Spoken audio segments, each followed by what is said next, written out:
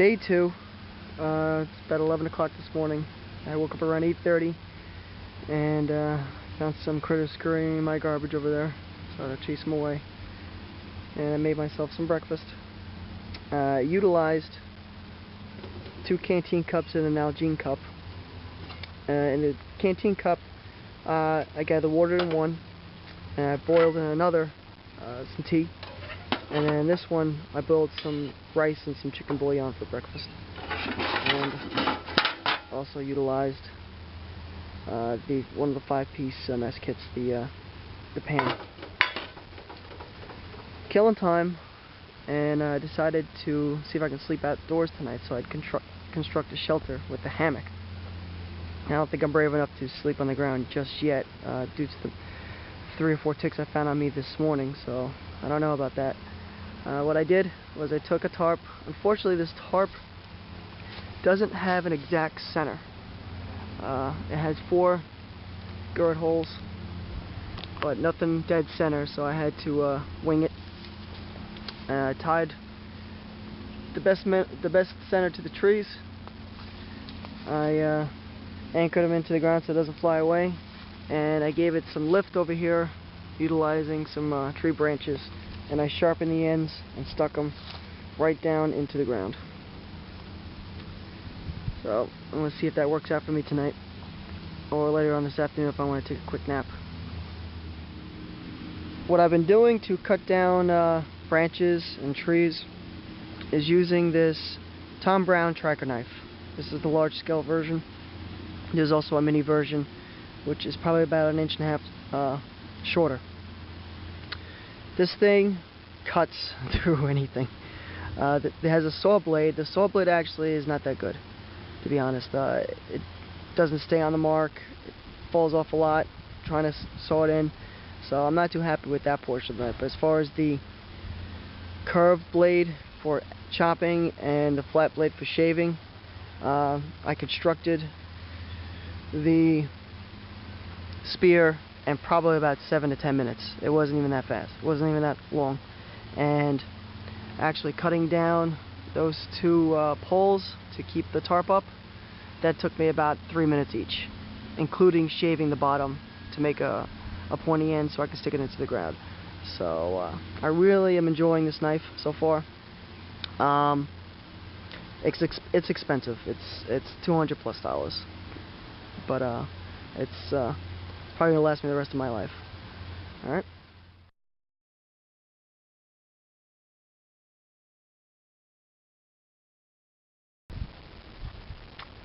Over here on the Indian Island beach, and we're looking at a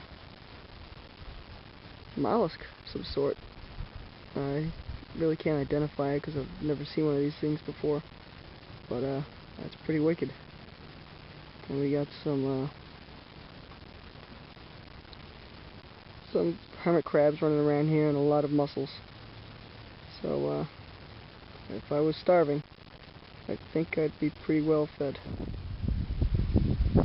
Looks like there's a ton of these little sea slugs, similar to the conch shell that we saw, like miniature versions. They're all gathered together, moving around. Thousands of these things. It's pretty cool. So I've given up hunting for today because I'm not catching anything. So I figured I'd give fishing a try. Got my kayak all rigged up. I'm out in the middle of Flanders Bay, and hopefully I can catch some striped bass. And, hopefully I have better luck today than I did yesterday. Signing off. Just to give you a little perspective of where I am right now, I'm right about here. And so far I'm getting no bites whatsoever. I've been here for about 40 minutes. Well, I'm going to go on up around here, try casting out a few more times. If not, I'm going to try to go out deep way into the bay. Hopefully I can catch something. Right now I'm catching zilch, and I'm not too happy about it. Well, it's about 6:30 and I can't catch a cold. I didn't catch anything out in the sea. No fish, no crabs, no nothing. I went hunting again. I didn't catch, I came close to catching a little chipmunk. Thought I nailed him in the head, and I turned and I looked behind the log and he wasn't even there. So it's now 2 days, and if I was relying on my hunting skills, I'd probably be pretty hungry right about now. Right now I'm trying to brew some coffee. Get the MSR thing going. And I'm probably going to start a fire and maybe have another MRE, unfortunately. So basically I've gotten a shelter built and I've made a spear. My only 2 accomplishments. Other than that, as far as finding food, not gonna happen so far. Alright, well, made my coffee, starting to wake up again. And this is one of the SurePacks MREs. Full day supply, comes with crackers. Actually not bad. This orange drink you put in your water, which is alright, a little too orangey for my taste, but has good electrolytes. Blackberry jam for the crackers. Kids beating each other's asses in the background.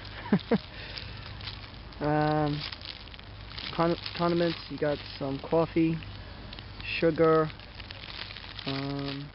napkin, spoon, good stuff. Oatmeal cookie, and a crying child. Macaroni and cheese, the Mexican style, which is actually very tasty, I like it.